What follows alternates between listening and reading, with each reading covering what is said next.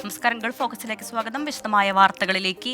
യേശുക്രിസ്തുവിന്റെ ഉയർത്തെഴുന്നേൽപ്പിന്റെ ഓർമ്മ പുതുക്കി ലോകത്തെങ്ങും ക്രൈസ്തവർ ഇന്ന് ഈസ്റ്റർ ആഘോഷിക്കുന്നു. ന്യൂസിലാൻഡ് ഹാമിൽട്ടൺ സെന്റ് മേരീസ് യാക്കോബായ സുറിയാനി പള്ളിയിൽ നടന്ന ഈസ്റ്റർ ശുശ്രൂഷയിൽ ഫാദർ അബിൻ മണക്കാട്ട് മുഖ്യ കാർമ്മികത്വം വഹിച്ചു. ഫാദർ ജോൺസ് കോശി സഹകാർമ്മികത്വം വഹിച്ചു. ഉയർപ്പിന്റെ ശുശ്രൂഷയിലും പാതിരാ കുർബാനയിലും നൂറുകണക്കിന് വിശ്വാസികൾ പങ്കെടുത്തു.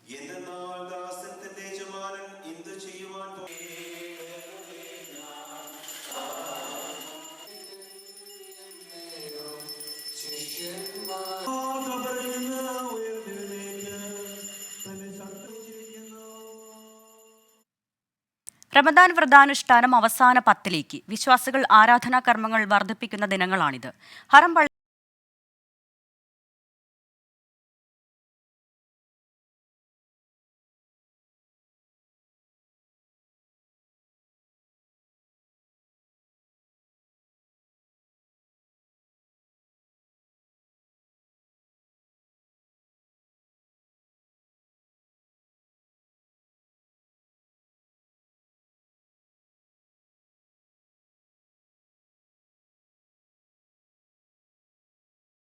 െല്ലാം മാറ്റിവെച്ച് വിശ്വാസികളിൽ കൂടുതലും പ്രാർത്ഥനകളും മറ്റു ആരാധനാ കർമ്മങ്ങളും വർദ്ധിപ്പിക്കുന്ന ദിനങ്ങൾ.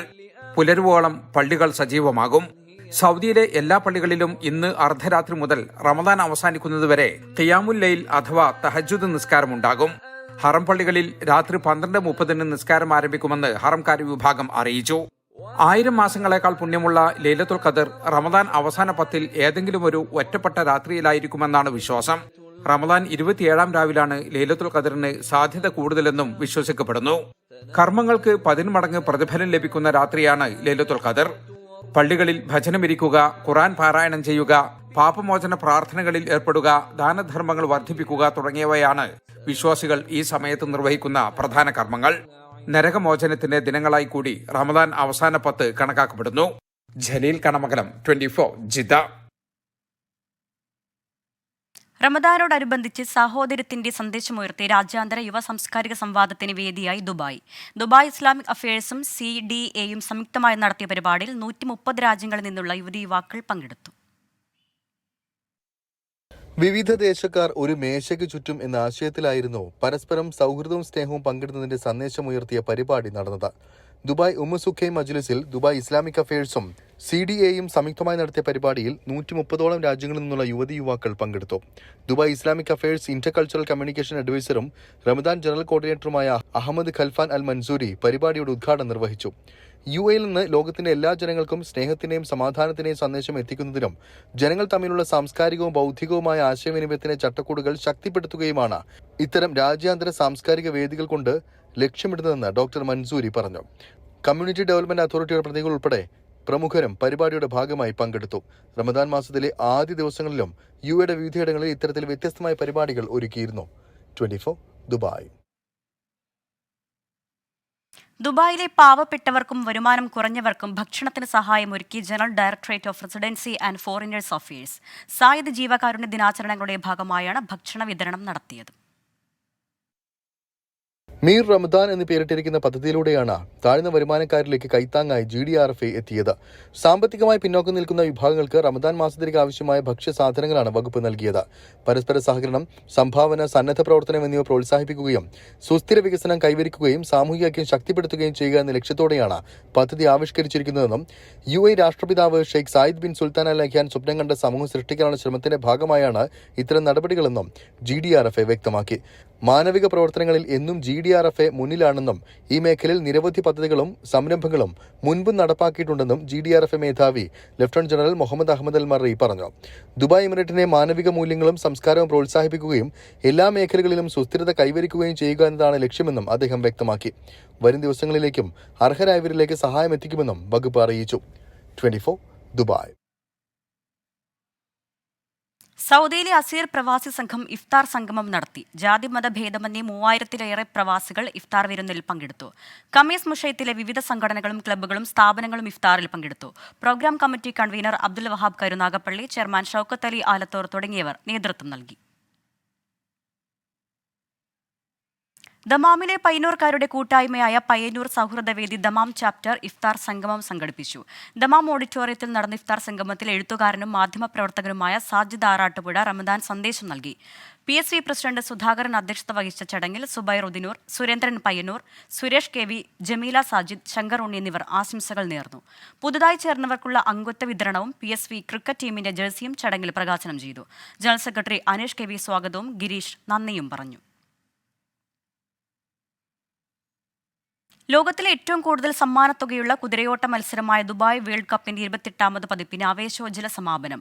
ദുബായ് മെയ്ദാൻ റേസ് കോഴ്സിൽ നടന്ന മത്സരത്തിൽ സൗദി അറേബ്യ ചാമ്പ്യനായി. $3,05,00,000 ആകെ സമ്മാനത്തുക. 9 മത്സരങ്ങൾ, ലോകത്തിലെ അഴകും വീര്യവും ഒത്തിണങ്ങിയ കുതിരകളുടെ പോരാട്ടം. ദുബായ് വേൾഡ് കപ്പിന്റെ 28ാമത് പതിപ്പ് ആവേശോജ്വലമായിരുന്നു. ഇത്തവണത്തെ മത്സരത്തിൽ സൗദി അറേബ്യ ചാമ്പ്യനായി. 6 വയസ്സുകാരൻ ലോറൽ റിവറാണ് ഒന്നാമതെത്തിയത്. ഈ വിഭാഗത്തിലെ ആകെ സമ്മാനത്തുകയായ $1,20,00,000 ഒന്നാം സ്ഥാനക്കാരന് $69,60,000 ലഭിക്കും. ആകെ $3,05,00,000 മത്സരത്തിന്റെ സമ്മാനത്തുക. വിജയികൾക്ക് ദുബായ് കിരീടാവകാശി Sheikh Hamdan bin Mohammed bin Rashid Al Maktoum സമ്മാനം വിതരണം ചെയ്തു. ലോകത്തെ മുൻനിര കുതിരകളും പ്രഗത്ഭരായ ജോക്കികളും മാറ്റുരച്ച മത്സരം കാണാൻ ആയിരക്കണക്കിന് കാണികളാണ് ദുബായ് മെയ്ദാൻ റേസ് കോഴ്സ് മൈതാനിയിൽ എത്തിയത്. വർണ്ണാഭമായ ഡ്രോൺ ഷോയും ഇത്തവണ അരങ്ങേറിയിരുന്നു. 14 രാജ്യങ്ങളിൽ നിന്നുള്ള 125 കുതിരകളാണ് ഇത്തവണ മത്സരത്തിൽ പങ്കെടുത്തത്. ജപ്പാന്റെ ഉഷ്ബ ടെറോസോ എന്ന കുതിരയായിരുന്നു കഴിഞ്ഞ വർഷത്തെ ജേതാവ്. 24 ദുബായ്. നാട്ടിൽ തെരഞ്ഞെടുപ്പ് രംഗങ്ങൾ ചൂടുപിടിക്കുമ്പോൾ അങ്ങ് പ്രവാസ ലോകത്തും തെരഞ്ഞെടുപ്പ് പ്രചാരണ പ്രവർത്തനങ്ങൾ സജീവമാണ്. സൗദിയിലെ കിഴക്കൻ പ്രവേശിയിലെ വോട്ടർമാർക്കായി വിമാന സർവീസ് ഒരുക്കുകയാണ് ദമാം മലപ്പുറം ജില്ലാ KMCC കമ്മിറ്റി. വിമാനത്തിലേക്കുള്ള രജിസ്ട്രേഷൻ ഇതിനകം ആരംഭിച്ചു. സുബൈർ ഉദിനൂർ തയ്യാറാക്കിയ റിപ്പോർട്ട് കാണാം. UDF സിന്ദാബാദ്, UDF സിന്ദാബാദ്, KMCC സിന്ദാബാദ്, KMCC സിന്ദാബാദ്. ലോക്സഭാ തെരഞ്ഞെടുപ്പ് പ്രചാരണ പ്രവർത്തനങ്ങൾ നാട്ടിൽ ഏറെ ചൂടുപിടിക്കുമ്പോൾ കടലിനിപ്പുറത്ത് പ്രവാസ ലോകത്തും തെരഞ്ഞെടുപ്പ് ആവേശത്തിന് ഒട്ടും കുറവില്ല. പ്രവാസി വോട്ടർമാരെ കണ്ടെത്തി അവരെ നാട്ടിലെത്തിക്കാനാണ് പ്രവാസി സംഘടനകൾ ഒരുങ്ങുന്നത്. ദമാം മലപ്പുറം ജില്ലാ KMCC പ്രവർത്തകരുടെ നേതൃത്വത്തിൽ ഏപ്രിൽ 23-നായിരിക്കും ദമാമിൽ നിന്നും ആദ്യ വോട്ട് വിമാനം പറന്നുയരുക. ദമാം മലപ്പുറം ജില്ലാ KMCCയുടെ നേതൃത്വത്തിൽ തെരഞ്ഞെടുപ്പിൻ്റെ തൊട്ട് ദിവസം മുന്നേ ആയിട്ട് 1-2 ഫ്ലൈറ്റ് ഞങ്ങൾ തയ്യാറാക്കി കേരളത്തിലുള്ള ഒട്ടുമിക്ക ഈ പ്രദേശങ്ങളിലേക്കും വോട്ടർമാരെ എത്തിക്കാനുള്ള സംവിധാനങ്ങൾ ഞങ്ങൾ ഏർപ്പെടുത്തുന്നുണ്ട്. ഈ തെരഞ്ഞെടുപ്പ് പ്രചരണാർത്ഥം ഞങ്ങൾ ദമാം മലപ്പുറം ജില്ലാ KMCC പ്രത്യേകം ഒരു സമിതിയെ തന്നെ ഞങ്ങൾ ഇവിടെ തയ്യാറാക്കിയിട്ടുണ്ട്. പതിവിൽ നിന്നും വ്യത്യസ്തമായി നാട്ടിലെ എല്ലാ മണ്ഡലങ്ങളിലെയും വോട്ടർമാരായ പ്രവർത്തകരെയെല്ലാം വോട്ട് വിമാനത്തിൽ നാട്ടിലെത്തിച്ച് വോട്ട് ചെയ്യിക്കാനാണ് ഇവരുടെ നീക്കം. മലപ്പുറം ജില്ലാ KMCCയുടെ ഈ ദമാം ഘടകം തെരഞ്ഞെടുപ്പ് പ്രഖ്യാപിച്ച ഘട്ടത്തിൽ തന്നെ തെരഞ്ഞെടുപ്പിൽ ആദ്യമായി വോട്ട് രേഖപ്പെടുത്താൻ വോട്ട് ലിസ്റ്റിൽ പേര് ചേർത്തുക എന്നുള്ള ആ ഒരു പ്രൊസീജിയർ നമ്മൾ നേരത്തെ പൂർത്തീകരിച്ചു കഴിഞ്ഞു. ഇനി വോട്ട് ലിസ്റ്റിൽ പേരുള്ള പ്രവാസികളായ ആളുകളെ കേരളത്തിൻ്റെ 20 മണ്ഡലങ്ങളിൽ അവർ എവിടെയാണെങ്കിലും അവരെ നാട്ടിലേക്ക് എത്തിക്കാൻ ആവശ്യമായിട്ടുള്ള സജ്ജീകരണമാണ് ഒരുക്കിയിട്ടുള്ളത്. ഇത് വോട്ട് വിമാനം അത് ഏതെങ്കിലും പ്രത്യേകമായ ഒരു മണ്ഡലം കേന്ദ്രീകരിച്ചുകൊണ്ടല്ല, ഏത് മണ്ഡലത്തിലുള്ള ആളുകളാണെങ്കിലും അവർ നാട്ടിലേക്ക് എത്തിക്കാൻ നമ്മൾ രജിസ്ട്രേഷൻ ആരംഭിച്ചിട്ടുണ്ട്. ആ രജിസ്ട്രേഷൻ മുഖേന അവർ നാട്ടിലേക്ക് പോകാൻ സന്നദ്ധരാണെങ്കിൽ അവരെ കൃത്യമായി തെരഞ്ഞെടുപ്പിൻ്റെ 2 ദിവസം മുമ്പ് നാട്ടിലേക്ക് എത്തിക്കാനുള്ള എല്ലാ സൗകര്യവും നമ്മൾ ഒരുക്കിയിട്ടുണ്ട്. പ്രവാസ ലോകത്തെ ഓരോ വോട്ടും നിർണായകമാണ് എന്ന കൃത്യമായ തിരിച്ചറിയിൽ നിന്നുമാണ് വോട്ട് വിമാനം എന്ന ആശയത്തിലേക്ക് ദമാം മലപ്പുറം ജില്ലാ KMCC എത്തിച്ചത്. ഇന്ത്യ മഹാരാജ്യം നിലനിൽക്കണോ വേണ്ടോ എന്ന് പ്രഖ്യാപിക്കുന്ന ഒരു തെരഞ്ഞെടുപ്പാണ്. അതുകൊണ്ട് തന്നെ അതിൻ്റെ പ്രാധാന്യത്തെ തിരിച്ചറിഞ്ഞുകൊണ്ടാണ് മലപ്പുറം ജില്ലാ കമ്മിറ്റി ഇത്തരത്തിലുള്ള ഒരു വോട്ട് വിമാനം ഒരുക്കിയിട്ടുള്ളത്. അതുകൊണ്ട് തന്നെ വോട്ട് ചെയ്യാൻ പല മണ്ഡലങ്ങളിലും നമുക്കറിയാം കൃത്യമായിട്ടുള്ള ഫൈറ്റാണ് നടക്കുന്നത്. അതുകൊണ്ട് തന്നെ ഓരോ വോട്ടും വിലപ്പെട്ടതാണ് എന്ന് ഞങ്ങൾ തിരിച്ചറിയാണ്. വോട്ട് ചെയ്യാൻ സന്നദ്ധരായിട്ടുള്ള ഒട്ടനവധി പ്രവാസികൾ നമുക്കിടയിലുണ്ട്. അവരെ കൃത്യമായിട്ട് ക്രോഡീകരിച്ചുകൊണ്ട് മലപ്പുറം ജില്ലാ കമ്മിറ്റി കീഴിൽ നാട്ടിലേക്ക് എത്തിക്കുക എന്നുള്ള വലിയ ഒരു ഉത്തരവാദിത്തമാണ് ജില്ലാ KMCC ഏറ്റെടുത്തിട്ടുള്ളത്. വോട്ട് വിമാനത്തിന്റെ രജിസ്ട്രേഷനുകളും ഇതിനകം ആരംഭിച്ചു. വോട്ടർമാരെ നാട്ടിലെത്തിക്കുന്നതിനോടൊപ്പം തന്നെ നാട്ടിലെ കുടുംബത്തിന്റെ ഓരോ വോട്ടും ഉറപ്പുവരുത്തുന്നതുൾപ്പെടെയുള്ള പ്രചാരണ പ്രവർത്തനങ്ങളുമായി സജീവമാണ് KMCC പ്രവർത്തകർ. വരും ദിവസങ്ങളിൽ മണ്ഡലങ്ങൾ തിരിച്ചുള്ള കൂടുതൽ തെരഞ്ഞെടുപ്പ് പ്രവർത്തനങ്ങൾ ആവേശത്തിലേക്ക് നീങ്ങുമെന്നത് തീർച്ച. സുബൈർ ഉദിനൂർ, 24 ദമാം. ഈസ്റ്ററിനെ വരവേറ്റ് വിശ്വാസികൾ. യേശുക്രിസ്തുവിന്റെ എഴുന്നേൽപ്പ് ഓർമ്മകൾ പുതുക്കി ദേവാലയങ്ങളിൽ ഉയിർപ്പ് ശുശ്രൂഷകൾ പുരോഗമിക്കുന്നു. രാജ്യത്ത് സമാധാനത്തോടെയും സന്തോഷത്തോടെയും എല്ലാവർക്കും ജീവിക്കാൻ കഴിയണമെന്ന് ബസേലിയോസ് ക്ലീമിസ് കത്തോലിക്ക ബാവ.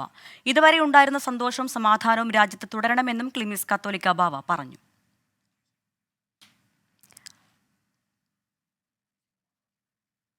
തിരുവനന്തപുരം പാളയം സെന്റ് ജോസഫ് കത്തീഡ്രലിൽ നിന്ന് AV ജയശങ്കറുണ്ട് വിവരങ്ങളുമായി. ജയശങ്കർ, സ്നേഹത്തിന്റെയും ത്യാഗത്തിന്റെയും സ്മരണ പുതുക്കി വിശ്വാസികൾ ഈസ്റ്ററിനെ വരവേൽക്കാൻ ഒരുങ്ങിക്കഴിഞ്ഞു. പ്രാർത്ഥനാ ശുശ്രൂഷകൾ, ഉയിർപ്പ് ശുശ്രൂഷകൾ ഇത് തരത്തിൽ പുരോഗമിക്കുന്നു. ആരൊക്കെയാണ് മുഖ്യ കാർമ്മികത്വം വഹിക്കുന്നത്?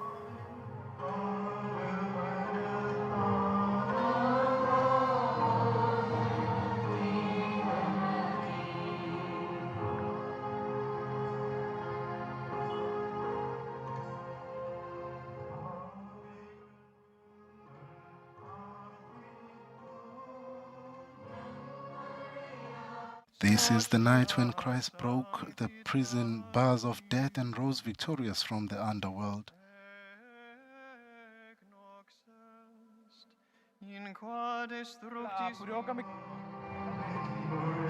പാളയം സെന്റ് ജോസഫ് കത്തീഡ്രൽ ശുശ്രൂഷ ചടങ്ങുകൾ പുരോഗമിക്കുകയാണ്. അതിരൂപത ആർച്ച് ബിഷപ്പ് തോമസ് ജെ നെറ്റോയുടെ നേതൃത്വത്തിലായിരുന്നു ചടങ്ങുകൾ നടക്കുന്നത്. പുലർച്ചെ 1:30 വരെ ഈ ചടങ്ങുകൾ നീളും. നിരവധി വിശ്വാസികളാണ് സെന്റ് ജോസഫ് കത്തീഡ്രലിൽ എത്തിയിരിക്കുന്നത്. വിശ്വാസികളെ സംബന്ധിച്ച ഈ ദിവസം വളരെ സുപ്രധാനമാണ്. ദിവസങ്ങളായുള്ള അവരുടെ പ്രാർത്ഥനയുടെയും വ്രതത്തിൻ്റെയും എല്ലാം ഒരു പരിസമാപ്തിയാണ് ഈ ഒരു ഈസ്റ്റർ രാവ് എന്ന് പറയുന്നത്. അതുകൊണ്ട് തന്നെ നിരവധി വിശ്വാസികളാണ് പള്ളിയിലേക്ക് എത്തിയിരിക്കുന്നത്. ഈ ഉയർത്തെഴുന്നേൽപ്പിൻ്റെ രാത്രി അവർ ആഘോഷമാക്കുകയാണ്. ഒരു തരത്തിൽ പ്രാർത്ഥനകൾ കൊണ്ടും മറ്റ് ചടങ്ങുകൾ കൊണ്ടുമാണ്. പാളയം സെന്റ് ജോസഫ് കത്തീഡ്രലിൽ 10:30 മുതൽ നിരവധി തരത്തിലുള്ള പ്രാർത്ഥനകളും ദിവ്യബലികളും നടക്കുന്നുണ്ട്. ഈ ചടങ്ങ് ഇപ്പോഴും പുരോഗമിക്കുകയാണ്. പുലർച്ചെ 1:30 വരെ ഈ ചടങ്ങുകൾ പുരോഗമിക്കും. ആർച്ച് ബിഷപ്പിൻ്റെ നേതൃത്വത്തിലാണ് ഈ ദിവ്യബലി ഉൾപ്പെടെയുള്ള ചടങ്ങുകൾ നടക്കുന്നത്. നാളെ രാവിലെയും സമാനമായ പ്രാർത്ഥനകളും കുർബാനകളും ഉണ്ട്. ഈ പള്ളിയുടെ സവിശേഷത നഗരത്തിലുള്ള പള്ളിയാണ്. അതുകൊണ്ട് തന്നെ നിരവധി വിശ്വാസികൾ മറ്റ് സഭകളിൽ ഉൾപ്പെടെയുള്ള ആളുകൾ എത്തുന്നൊരു കേന്ദ്രം കൂടിയാണ്. എന്തായാലും ഇവിടുത്തെ കുർബാന അടക്കമുള്ള ചടങ്ങുകൾ പുരോഗമിക്കുകയാണ്. ക്രൈസ്തവ സമൂഹം ഈസ്റ്ററിനെ വരവേൽക്കാൻ ഒരുങ്ങിക്കഴിഞ്ഞു. വിവിധ ദേവാലയങ്ങളിൽ, എല്ലാ ക്രിസ്തീയ ദേവാലയങ്ങളിലും പ്രത്യേക പ്രാർത്ഥനകളും ഉയിർപ്പ് ശുശ്രൂഷകളും നടക്കുകയാണ്. തിരുവനന്തപുരം പാളയം സെന്റ് ജോസഫ് കത്തീഡ്രലിലെ ദൃശ്യങ്ങളാണ് ഇപ്പോൾ കാണുന്നത്. വത്തിക്കാനിൽ നിന്നുള്ള ദൃശ്യങ്ങളാണ് ഇപ്പോൾ കാണുന്നത്.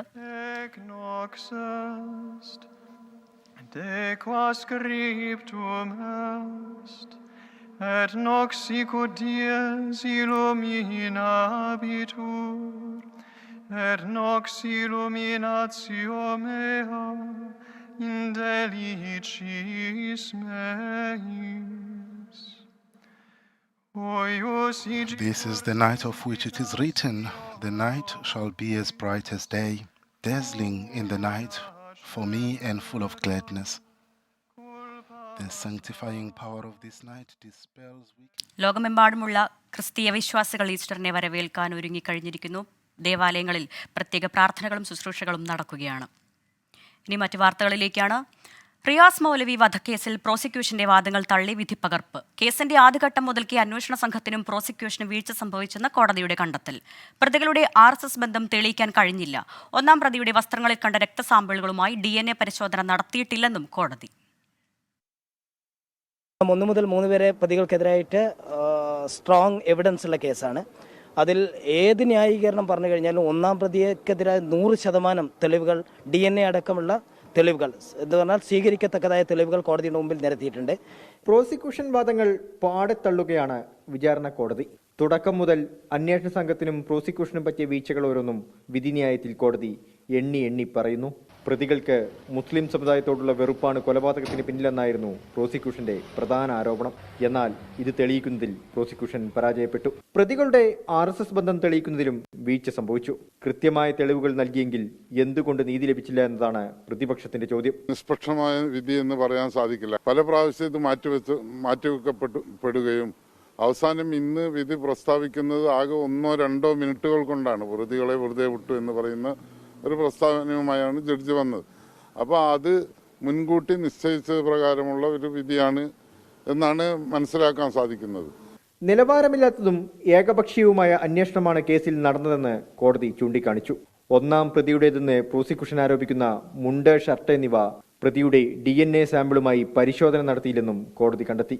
കേസിന്റെ തെളിവെടുപ്പ് സമയത്ത് പോലും വീഴ്ചയുണ്ടായി. അതിനാൽ പ്രതികൾക്ക് മേൽ ചുമത്തിയ കുറ്റങ്ങൾ നിലനിൽക്കില്ലെന്നും വിധിന്യായത്തിൽ പറയുന്നു.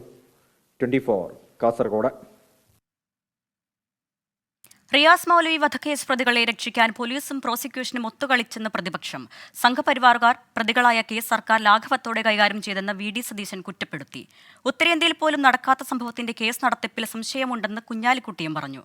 പോലീസ് കൃത്യമായി കേസ് അന്വേഷിച്ചിട്ടുണ്ടെന്ന് CPI സംസ്ഥാന സെക്രട്ടറി MV ഗോവിന്ദൻ പ്രതികരിച്ചു. കേരളം ഏറെ ചർച്ച ചെയ്ത റിയാസ് മൗലവി വധക്കേസിൽ കോടതി വിധി നിരാശാജനകമെന്നാണ് പ്രതിപക്ഷത്തിന്റെ വിമർശനം. RSSുമായുള്ള രഹസ്യ ചർച്ചയിൽ ക്രിമിനൽ കേസ് പ്രതികളെ രക്ഷപ്പെടുത്താമെന്ന ധാരണ ഉണ്ടാക്കിയിട്ടുണ്ടോ എന്ന് മുഖ്യമന്ത്രി വ്യക്തമാക്കണമെന്ന് പ്രതിപക്ഷ നേതാവ് ആവശ്യപ്പെട്ടു. വിധി ഞെട്ടിപ്പിക്കുന്നതാണെന്നും കേസ് നടത്തിപ്പിൽ പ്രോസിക്യൂഷൻ ഒത്തുകളിച്ചോ എന്ന സംശയം ഉള്ളതായി PK കുഞ്ഞാലിക്കുട്ടി ആരോപിച്ചു. നടന്ന അന്വേഷണത്തിലൊക്കെ വ്യക്തമായ തെളിവ് വന്നതാണ്. തെളിവുകൾ ശക്തമായതുകൊണ്ട് പ്രതികൾക്ക് ജയിലിൽ തന്നെ കിടക്കേണ്ടി വന്നു. ട്രയൽ നടന്നാൽ ശിക്ഷ കിട്ടുമെന്ന് ഉറപ്പിച്ച ഒരു കേസാണ്. അതുകൊണ്ടാണ് എല്ലാവരെയും ഞെട്ടിച്ച ഒരു വിധിയാണ് എന്ന് പറയുന്നത്. കേസ് നടത്തിപ്പിൽ പ്രോസിക്യൂഷന് സീരിയസ് ആയിട്ടുള്ള തകരാറ് സംഭവിച്ചിട്ടുണ്ട്. എന്നാൽ കേസിലെ കുറ്റവാളികൾക്ക് തക്കതായ ശിക്ഷ ലഭിക്കണമെന്നും റിയാസ് മൗലവിയുടെ കുടുംബത്തിന് CPIM പിന്തുണ നൽകുമെന്നും MV ഗോവിന്ദൻ പറഞ്ഞു. ജുഡീഷ്യറിയുടെ മുമ്പിലാണ് കേസുള്ളത്. ആ ജുഡീഷ്യറിയുടെ മുമ്പിൽ വന്നിട്ടുള്ള കേസിന്റെ അകത്ത് അതിൽ കാലുമാറ്റം ഉണ്ടായിരുന്നില്ലല്ലോ, സാക്ഷികളാരും കൂറുമാറിയിട്ടില്ലല്ലോ, ശരിയായ രീതിയിൽ കൈകാര്യം ചെയ്തിട്ടുണ്ട്. പക്ഷേ വിധി വരുമ്പോഴും നമ്മൾ ഉദ്ദേശിച്ച വിധിയല്ല ഉണ്ടായത്. കുറ്റവാളികൾക്ക് ശരിയായ രീതിയിൽ ശിക്ഷ നൽകണം. വിധിക്ക് പിന്നാലെ സാമൂഹ്യ മാധ്യമങ്ങളിൽ സൈബർ പെട്രോളിംഗ് ശക്തമാക്കി പോലീസ്. വിദ്വേഷ പ്രചാരണം നടത്തുന്നവർക്കെതിരെയും പങ്കുവെക്കുന്നവർക്കെതിരെയും കർശന നടപടി സ്വീകരിക്കുമെന്നാണ് മുന്നറിയിപ്പ്. 24 മലപ്പുറം. ഇനി ലോക്സഭാ തെരഞ്ഞെടുപ്പ് വാർത്തകൾ.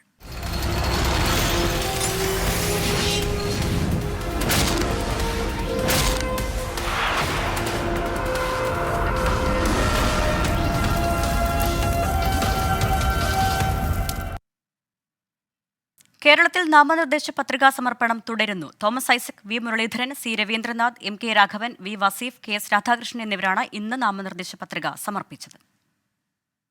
നേതാക്കൾക്കും പ്രവർത്തകർക്കുമൊപ്പം പ്രകടനമായെത്തിയാണ് സ്ഥാനാർത്ഥികൾ പത്രിക സമർപ്പിച്ചത്. Returning officer ADM C പ്രേംജിക്ക് മുമ്പാകെയാണ് ആറ്റിങ്ങലിലെ NDA സ്ഥാനാർത്ഥിയും കേന്ദ്രമന്ത്രിയുമായ V മുരളീധരൻ പത്രിക നൽകിയത്.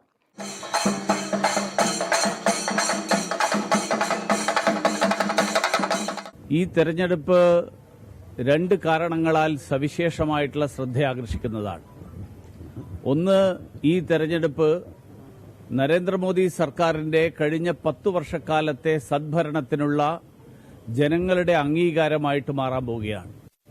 രാജ്യവ്യാപകമായിട്ട് തന്നെ വരാൻ പോകുന്ന തെരഞ്ഞെടുപ്പിൽ രാജ്യവ്യാപകമായി നരേന്ദ്രമോദി എന്ന പ്രധാനമന്ത്രി വീണ്ടും ഒരിക്കൽ കൂടി സർക്കാർ രൂപീകരിക്കും എന്നുള്ള ഒരു ധാരണ, ഒരു വിശ്വാസം രാജ്യവ്യാപകമായിട്ടുണ്ടായിട്ടുണ്ട്.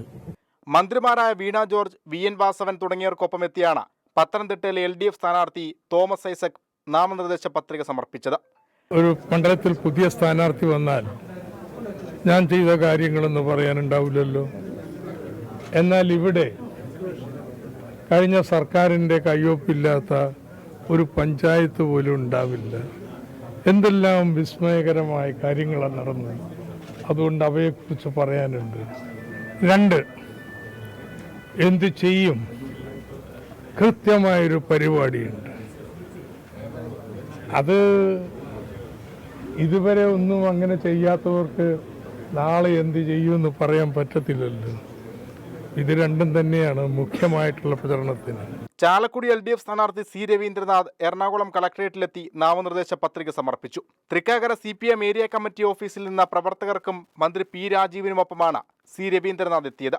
മലപ്പുറത്ത് LDF സ്ഥാനാർത്ഥി V വസീഫും കോഴിക്കോട് UDF സ്ഥാനാർത്ഥി MK രാഘവനും ഇന്ന് നാമനിർദ്ദേശ പത്രിക സമർപ്പിച്ചു. 4 അസംബ്ലിയിൽ പൂർണ്ണമായി കഴിഞ്ഞു. 3 എണ്ണം ബാക്കിയുണ്ട്. ഏപ്രിൽ 2 മുമ്പ് ഞങ്ങൾ അത് 3 ദിവസം കൊണ്ട് പൂർത്തിയാക്കും. പിന്നെ സ്ഥാനാർത്ഥി പര്യടന പരിപാടിയാണ്. അത് 3-ാം തീയതി ആരംഭിക്കാൻ വേണ്ടി പോവുകയാണ്. 3 ഘട്ടങ്ങളിലാണ് പര്യടന പരിപാടി. എറണാകുളത്തെ NDA സ്ഥാനാർത്ഥി KS രാധാകൃഷ്ണനും എറണാകുളം കളക്ടറേറ്റിലെത്തി പത്രിക സമർപ്പിച്ചു. വിവിധ ബ്യൂറോകൾക്കൊപ്പം 24 കൊച്ചി. തെരഞ്ഞെടുപ്പ് ചട്ടലംഘന പരാതിയിൽ ഇടത് സ്ഥാനാർത്ഥി ഡോക്ടർ TM തോമസ് ഐസക്കിന് വരണാധികാരിയുടെ താക്കീത്. കുടുംബശ്രീ KDISC സംവിധാനങ്ങൾ തെരഞ്ഞെടുപ്പ് പ്രചാരണത്തിന് ഉപയോഗിച്ചെന്ന പരാതിയിലാണ് നടപടി. പെരുമാറ്റച്ചട്ടം ലംഘിച്ചെന്ന പരാതിയിൽ തൃശൂരിൽ NDA സ്ഥാനാർത്ഥി സുരേഷ് ഗോപിയോട് വിശദീകരണം തേടി.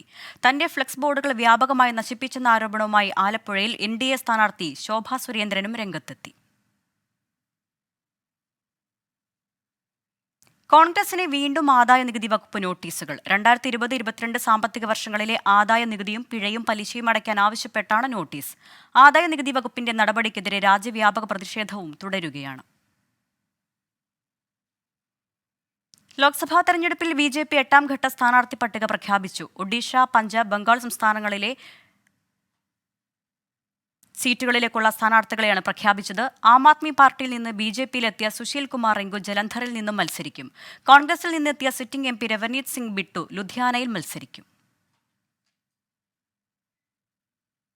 അരുണാചലിൽ മുഖ്യമന്ത്രി പെമ ഖണ്ഡുവും ഉപമുഖ്യമന്ത്രി ചൌന മേനും ഉൾപ്പെടെ 10 BJP സ്ഥാനാർത്ഥികൾ എതിരില്ലാതെ തെരഞ്ഞെടുക്കപ്പെട്ടു. നാമനിർദ്ദേശ പത്രിക പിൻവലിക്കാനുള്ള സമയം അവസാനിച്ചതിനെ തുടർന്നാണ് ഇവർ എതിരില്ലാതെ തെരഞ്ഞെടുക്കപ്പെട്ടത്. തവാങ് ജില്ലയിലെ മുക്തോ അസംബ്ലി മണ്ഡലത്തിൽ നിന്ന് പെമ ഖണ്ഡു മാത്രമാണ് നാമനിർദ്ദേശ പത്രിക സമർപ്പിച്ചത്. കോൺഗ്രസ് സ്ഥാനാർത്ഥി നാമനിർദ്ദേശ പത്രിക പിൻവലിച്ചതിനെ തുടർന്നാണ് ഉപമുഖ്യമന്ത്രി ചൌന മേൻ എതിരില്ലാതെ വിജയിച്ചത്. മറ്റ് മണ്ഡലങ്ങളിൽ BJP സ്ഥാനാർത്ഥികൾ മാത്രമാണ് നാമനിർദ്ദേശ പത്രിക സമർപ്പിച്ചത്. മുഖ്യമന്ത്രി പരിഹസിച്ച തൃശൂരിലെ NDA സ്ഥാനാർത്ഥി സുരേഷ് ഗോപി. ക്യാപ്റ്റൻ ഇപ്പോൾ ശക്തനല്ല, കാലിനടിയിലെ മണ്ണൊലിച്ചു പോയിരിക്കുകയാണ്. BJPക്ക് കേരളത്തിൽ നിന്ന് MPമാരെ തന്നാൽ 2026 വരെ കാത്തിരിക്കേണ്ടി വരില്ല. 3ാം മോദി സർക്കാർ അധികാരത്തിലെത്തിയാൽ സഹകരണ മേഖലയ്ക്കായി പ്രത്യേക നിയമം കൊണ്ടുവരുമെന്നും സുരേഷ് ഗോപി പറഞ്ഞു.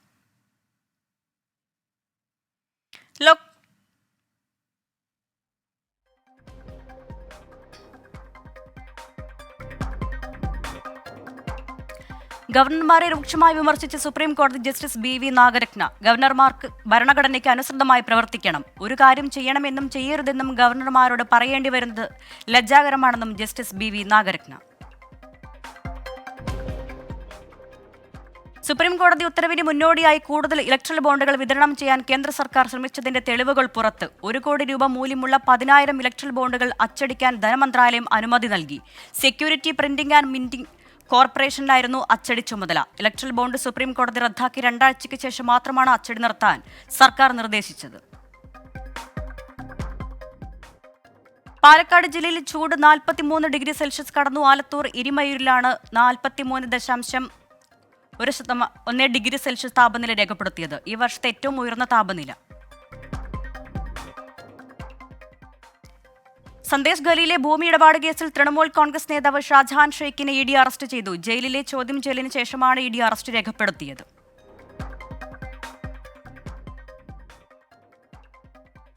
ആടുജീവിതം സിനിമയുടെ വ്യാജ പതിപ്പ് ഇന്റർനെറ്റിൽ അപ്ലോഡ് ചെയ്തത് കാനഡയിൽ നിന്നെന്ന് കണ്ടെത്തൽ. കേരളത്തിലെ 1-ലധികം തിയേറ്ററുകളിൽ നിന്ന് ചിത്രം പകർത്തിയെന്നാണ് സംശയം. ചെങ്ങന്നൂർ പോലീസ് രജിസ്റ്റർ ചെയ്ത കേസിൽ സൈബർ സെല്ലിന്റെ സഹായത്തോടെ അന്വേഷണം പുരോഗമിക്കുന്നു. നിയമ നടപടികളുമായി മുന്നോട്ടു പോകുമെന്ന് സംവിധായകൻ ബ്ലസ്സി 24-നോട്.